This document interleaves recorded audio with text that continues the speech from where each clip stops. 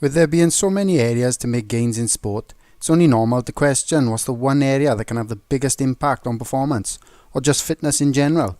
So here are my top 3 areas for major improvements. Interval training. When it comes to improving in any sport, it's vital to assess the demands of that sport. Once you have a clear understanding, you can recreate sessions that will simulate what you are likely to experience during competition. This will mean that you're training your body in the most effective way possible to tolerate the competition at hand.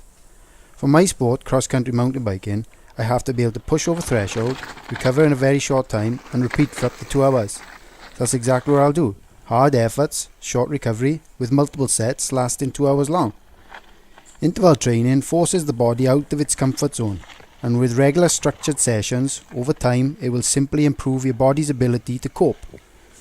There are endless variations of interval training sessions out there, but the best advice is keep it simple and certainly start with what best mimics your sport during competition. Consistency.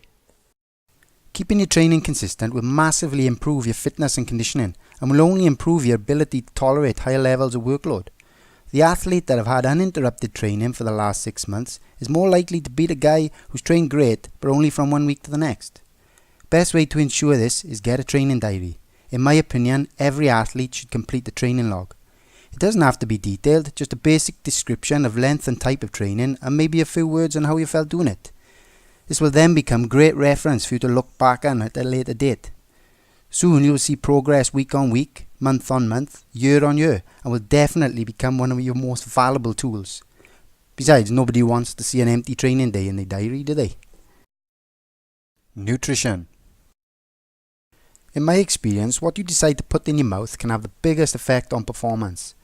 It's your nutrition that ties together all the aspects of your training and your race day performance.